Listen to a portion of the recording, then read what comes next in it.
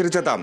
ഇപ്പോൾ ഡോക്ടർ ശേഖർ കുര്യാക്കോസ് നമ്മോടൊപ്പം ചേരുന്നു, ദുരന്ത നിവാരണ അതോറിറ്റിയിൽ നിന്ന്. ഡോക്ടർ ശേഖർ കുര്യാക്കോസ്, ദിവസങ്ങൾ പിന്നിടുന്നു, ഇത്തരത്തിൽ 5-ാം ദിവസത്തിലേക്കൊക്കെ കടന്നിരിക്കുകയാണ്. ഒരു തെരച്ചിൽ ആദ്യ ദിവസങ്ങളൊക്കെ മന്ദഗതിയിലായിരുന്നു. ഇപ്പോഴും തെരച്ചിൽ അത്യാധുനിക സംവിധാനങ്ങൾ, റഡാർ സംവിധാനങ്ങളൊക്കെ ഉപയോഗിച്ച് തെരച്ചിൽ നടത്താനുള്ള ശ്രമങ്ങളാണ് നടക്കുന്നത്.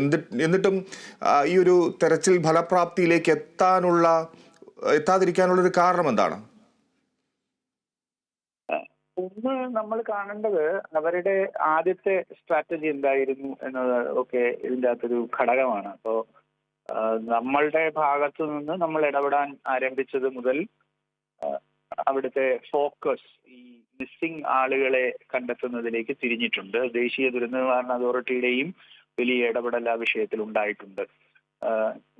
നമ്മൾ നേരിട്ട് NDMA-യുമായാണ് സംസാരിച്ചത്. അപ്പോൾ അതിനുശേഷം ഇന്നലെ തന്നെ ഞാൻ പകൽ തന്നെ നിങ്ങളോടൊക്കെ സൂചിപ്പിച്ചിരുന്നു, നമ്മൾ GPR ഉപയോഗിക്കാൻ അവരോട് അഡ്വൈസ് ചെയ്തിരുന്നു, നമ്മളുടെ അനുഭവങ്ങൾ അവരോട് പങ്കുവച്ചിരുന്നു. അതിന്റെ വെളിച്ചത്തിൽ ഇന്നിപ്പോ GPR എത്തിയിട്ടുണ്ട്. പൃഥ്വി പറയുന്ന ഒരു സയന്റിസ്റ്റ് IIT സൂറത്കലിലെ ശ്രീവത്സയുടെ സ്റ്റുഡന്റ് പ്രിയജിത്തും പൃഥ്വിരാജും കൂടെയാണ് അങ്ങോട്ട് പോയിട്ടുള്ളത്. അവര് അവിടെ ചെന്ന് ഇത് സെറ്റപ്പ് ചെയ്തുകൊണ്ടിരിക്കുകയാണ്. ഇപ്പൊ ഇലക്ട്രോഡുകൾ ഡിപ്ലോയ് ചെയ്തുകൊണ്ടിരിക്കുകയാണെന്നാണ് എനിക്കിപ്പോ മെസ്സേജ് ഇട്ടത്. അപ്പോ ഇന്ന് ഈ ലോറി ഈ മണ്ണിന് താഴെ ഉണ്ടെങ്കിൽ ഇന്ന് ഈ GPR ഉപയോഗിക്കുമ്പോൾ തന്നെ നമുക്ക് കണ്ടെത്താൻ പറ്റും. അതാണ് അതിന്റെ സാധ്യത. എന്തായാലും ഈ ഒരു അപകടമുണ്ടായി, നമ്മൾ എത്രമാത്രം ഇക്കാര്യങ്ങളിൽ സജ്ജമാണ്, രാജ്യം സജ്ജമാണ് എന്ന് മനസ്സിലാക്കാൻ വേണ്ടിയാണ്. ഇത്തരത്തിലൊരു സംഭവം ഉണ്ടായാൽ അതിനെ പെട്ടെന്ന് തന്നെ നേരിടാനുള്ള ഒരു ശേഷി നമുക്ക് പലപ്പോഴും ഇല്ലാതെ പോകുന്നുണ്ടോ? ഞാൻ പറഞ്ഞത്, ഇപ്പോൾ ആ തിരുവനന്തപുരത്ത് ആമയഞ്ചാൻ തോട്ടിൽ മരിച്ച ജോയിയുടെ കാര്യത്തിൽ ഉൾപ്പെടെ ഒരു പകച്ചു നിൽക്കൽ ഈ കാര്യത്തിൽ ഉണ്ടാകുന്നുണ്ടോ എന്നുള്ളതാണ് സംശയം. ഇപ്പോൾ പുതിയ സംവിധാനങ്ങളൊക്കെ വെച്ചുള്ള തെരച്ചിലും മറ്റും നടക്കുന്നുണ്ട്. ഇപ്പോൾ ഇവിടുത്തെ ഷിലൂരിലെ കാര്യമാണെങ്കിൽ കൂടെ എല്ലാ സംവിധാനങ്ങളുമുണ്ട്. പക്ഷേ ഈ ദുരന്തം എങ്ങനെ കൈകാര്യം ചെയ്യണം എന്ന് മനസ്സിലാക്കാൻ, അല്ലെങ്കിൽ മുൻ അനുഭവങ്ങൾ കൂടുതലായി ഇല്ലാത്തതാണോ പ്രശ്നം? എന്താണത് മനസ്സിലാക്കേണ്ടത്? ഒന്ന്, ഓരോ ദുരന്തവും വ്യത്യസ്തമാണ്. ഒരു ദുരന്തവും മറ്റൊന്നിന് സമാനമോ അല്ലെങ്കിൽ അതുപോലെയോ അല്ല. അവിടുത്തെ സാഹചര്യങ്ങളും വ്യത്യസ്തമാണ്. അപ്പൊ അതുകൊണ്ട് ആ രീതിയിൽ നമ്മൾക്ക് ജനറലൈസ് ചെയ്തുകൊണ്ട് പൊതുവൽക്കരിച്ചുകൊണ്ട് സംസാരിക്കാൻ സാധിക്കില്ല. ആമയഞ്ചാൻ തോട്ടിൽ ഉണ്ടായ അപകടം ആ തോടും അതുമായി ബന്ധപ്പെട്ടിട്ടുള്ള മാലിന്യ പ്രശ്നങ്ങളും കൂടിച്ചേരുന്ന ഒരു സവിശേഷമായ സാഹചര്യമാണ്. അപ്പൊ അതിനോട് പ്രതികരിക്കുന്നതിന് മനുഷ്യന്റെ എഫേർട്ട് വേണ്ടി വരുന്നു. ഇവിടെ മനുഷ്യന്റെ എഫേർട്ട് ഉള്ളപ്പോൾ തന്നെ ഡിറ്റക്ഷൻ പോസിബിലിറ്റി മറ്റ് ചില ഉപകരണങ്ങളിലൂടെ സാധിക്കും. ആമയഞ്ചാൻ തോട്ടിൽ അത്തരം സാധ്യതകളൊക്കെ പരിമിതമാണ്. പക്ഷേ ഇത് മണ്ണാണ്, അതുകൊണ്ട് തന്നെ അതും വലിയൊരു ലോറിയാണ് നമ്മൾ അന്വേഷിക്കുന്നത്. അതുകൊണ്ട് അതിന്റെ സാധ്യത കൂടുതലാണെന്ന് കണ്ടിട്ടാണ് അത്തരം ഒരു ഉപകരണത്തിന്റെ സാധ്യത നമ്മൾ സജസ്റ്റ് ചെയ്യുന്നത്.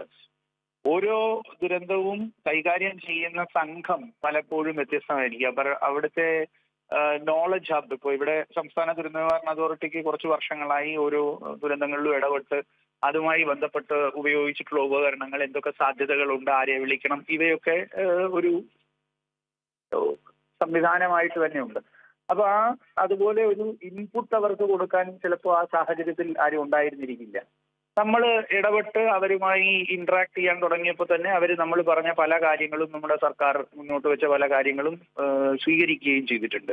ബഹുമാനപ്പെട്ട മുഖ്യമന്ത്രിയുടെ കത്തിൽ തന്നെ GPR ഉപയോഗിക്കുന്ന സാധ്യത പരിശോധിക്കണമെന്ന് ആവശ്യപ്പെട്ടു. അവരിന്നത് കൊണ്ടുവരികയും ചെയ്തു. അപ്പം അവർ ഒട്ടും ക്ലോസ്ഡ് ആയിട്ടൊന്നുമല്ല ഇതിനെ കാണുന്നത്. പിന്നെ രാജ്യത്തിന്റെ ശേഷിയെ നമ്മൾ ഒരിടത്തൊരു മണ്ണിടിച്ചിലുണ്ടായി ആ മണ്ണിടിച്ചിലുമായി ബന്ധപ്പെട്ടിട്ടുള്ള രക്ഷാപ്രവർത്തനവുമായി ബന്ധപ്പെടുത്തിയല്ല കാണേണ്ടത്. ഒരു സംസ്ഥാനത്തിന്റെ ശേഷിയും അല്ല നമ്മൾ അവിടെ കാണുന്നത്.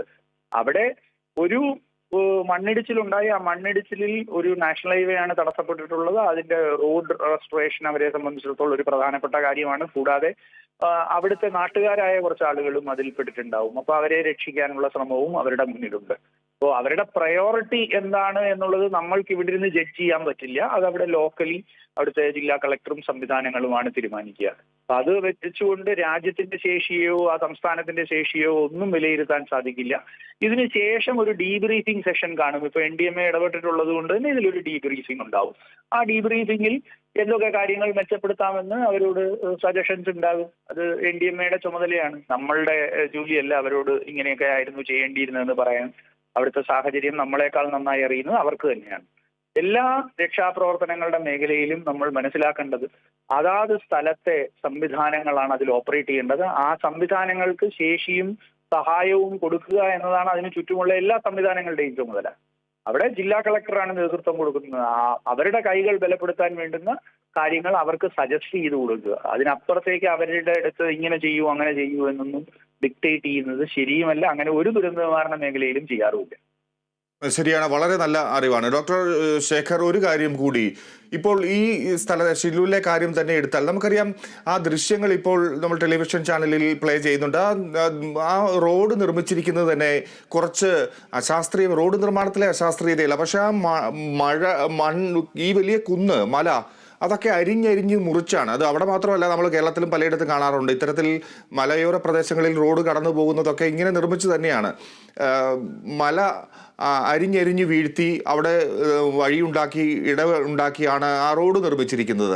തീർത്തും നമുക്കറിയാം, ഒരു ദുരന്തം ഉണ്ടാകുന്നതിന് മുമ്പ് ദുരന്തം വരാതിരിക്കാനുള്ള കാര്യങ്ങൾ, പ്രത്യേകിച്ച് പ്രകൃതിയുമായി ഇടപെടുമ്പോൾ ഒരു കരുതൽ ആവശ്യമല്ല. ഇത്തരത്തിൽ ഈ നിർമ്മാണങ്ങളിലും മറ്റും ശ്രദ്ധിക്കേണ്ട, ഒരു ദുരന്തം വരുത്തി വെക്കാനുള്ളൊരു സാഹചര്യം ഇങ്ങനെ ഒരുക്കേണ്ടതുണ്ടോ എന്നുള്ളൊരു ചോദ്യമുണ്ട്. എന്താണ് താങ്കൾക്ക് മറുപടി പറയാനുള്ളത്?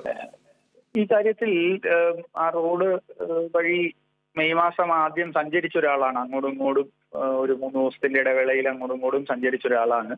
അന്ന് തന്നെ ഇത് കണ്ടപ്പോൾ എൻ്റെ കൂടെ നിങ്ങൾ സഞ്ചരിച്ച 3-4 പേര് അങ്ങോട്ടും ഇങ്ങോട്ടും പറയുകയും ചെയ്തു, ഇത് അപകടകരമാണ്, ഇത് വളരെ വെർട്ടിക്കലായിട്ടുള്ള കട്ടുകളാണ് ചെയ്തിരിക്കുന്നത് എന്ന്. നമ്മൾ ദേശീയപാത അതോറിറ്റിയെ പഠിപ്പിച്ചു കൊടുക്കാനുള്ള ശേഷിയോ അല്ലെങ്കിൽ അതിനുള്ള വിജ്ഞാനമോ ഉണ്ടെന്ന് ധരിക്കുന്നില്ല. എന്നിരുന്നാലും കുറച്ച് വർഷങ്ങളായി ദുരന്ത നിവാരണ മേഖലയിലും പ്രത്യേകിച്ചും ഉരുൾപൊട്ടൽ മണ്ണിടിച്ചിൽ മേഖലയിലും പ്രവർത്തിച്ച ഒരു വ്യക്തി എന്നുള്ള നിലയിൽ, ഗവേഷണങ്ങളും നടത്തിയിരുന്ന ഒരു വ്യക്തി എന്നുള്ള നിലയിൽ എനിക്ക് പറയാൻ പറ്റുന്നത്, ഈ വെർട്ടിക്കൽ കട്ടുകൾ പ്രത്യേകിച്ചും ഇത്തരം സോഫ്റ്റ് സോയിലുള്ള റെഡ് സോയിലുള്ള സ്ഥലങ്ങളിൽ ഒഴിവാക്കേണ്ടത് തന്നെയാണ്. അതുകൊണ്ടാണ് ടെറസിംഗ്, ബെഞ്ചിങ് ഒക്കെ ചെയ്യേണ്ടി വരുന്നത്. കേരളത്തിൽ നാഷണൽ ഹൈവേയിൽ പലയിടങ്ങളിലും നമ്മളിപ്പോൾ സോയിൽ നെയിലിംഗ് ഒക്കെ കാണുന്നുണ്ട് അല്ലേ, നല്ല ഭംഗിയായിട്ട് പാക്ക് ചെയ്ത് നെയിൽ ചെയ്യുന്നുണ്ട്. ആ നെയിലിംഗ് അല്ലെങ്കിൽ ചില സ്ഥലങ്ങളിൽ റീറ്റെയിനിങ് വാളുകൾ കിട്ടുന്നുണ്ട്, RCC സ്ട്രക്ചറുകൾ കിട്ടുന്നുണ്ട്. അങ്ങനെ ഉള്ള പ്രൊട്ടക്ഷൻ മെത്തേഡ്സ് ഒക്കെ അഡോപ്റ്റ് ചെയ്തിട്ട് ഇത്തരം കട്ടുകളെ നമ്മൾ ചെയ്യാൻ പാടുള്ളൂ. അങ്ങനെ കട്ട് ചെയ്താൽ തന്നെ ഈ പ്രൊട്ടക്ഷൻ മെഷേഴ്സ് ഒക്കെ അഡോപ്റ്റ് ചെയ്യേണ്ടതുണ്ട്.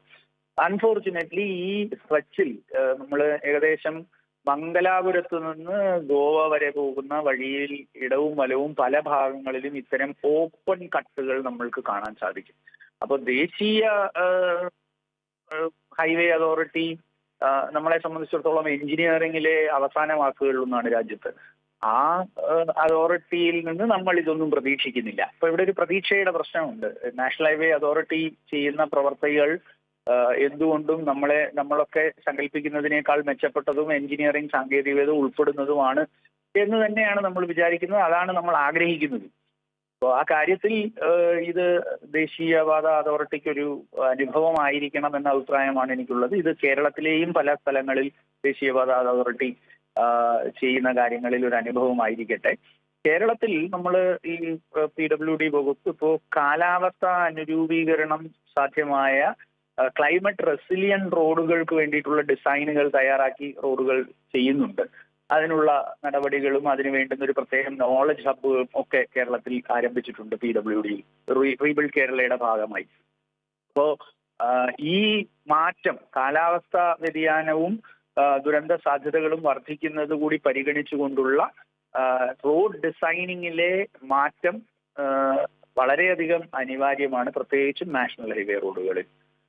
ഇവിടെ ആ വെർട്ടിക്കൽ കട്ട് തന്നെയാണ് ഈ അപകടം ഉണ്ടാക്കിയിട്ടുള്ളത്. ആ വെർട്ടിക്കൽ കട്ട് ആ രീതിയിലല്ലായിരുന്നുവെങ്കിൽ ഇത്രയും വലിയ ഉയരത്തിൽ നിന്നല്ല ഇത് വന്നിട്ടുള്ളത്. നിങ്ങൾക്ക് എല്ലാവർക്കും, നിങ്ങളുടെ റിപ്പോർട്ടർമാരൊക്കെ അവിടെ ഉണ്ടെങ്കിൽ അറിയാം, ഇതൊരു 50-60 മീറ്റർ ഉയരത്തിൽ നിന്നാണ് വന്നിട്ടുള്ളത്. പക്ഷെ വന്നിട്ടുള്ള മണ്ണിന്റെയും കല്ലിന്റെയും അളവ് വളരെ വലുതാണ്. ഏതാണ്ട് 65,000-70,000 ടണ്ണോളം മണ്ണ് അവിടെ വന്നിട്ടുണ്ട്, മണ്ണും കല്ലും വസ്തുക്കളും ഒക്കെ.